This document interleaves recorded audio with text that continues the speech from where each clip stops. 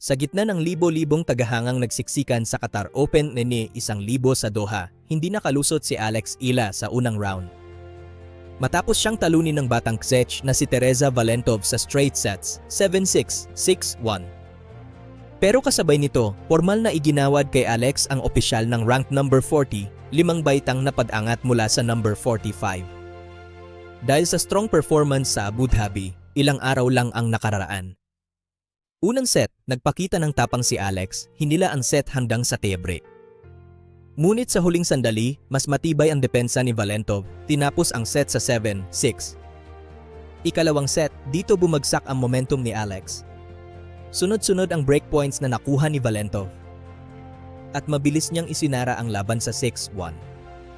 Ito ang unang pagsabak ni Valentov sa isang Women's Tennis Association 1,000 event at agad siyang nakapasok sa ikalawang round.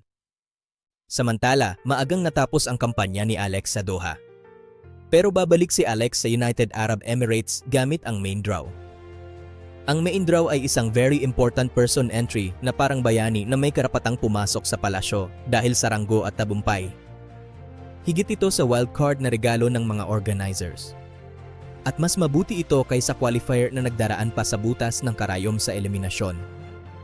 Lalaro si Alex sa main draw sa 3 prestihiyosong tennis event sa Dubai Tennis Championships ngayong Pebrero.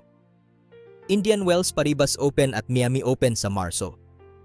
Hindi na niya kailangan ng wildcard o qualifier dahil taglay niya ang bertud ng main draw. Siya ay bayani na may sariling susi sa palasyo ng pandaigdigang tennis.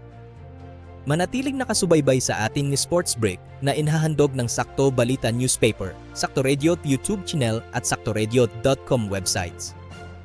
Ang inyong tagapagbalita, Angel Manato, maraming salamat po. Viva Filipinas!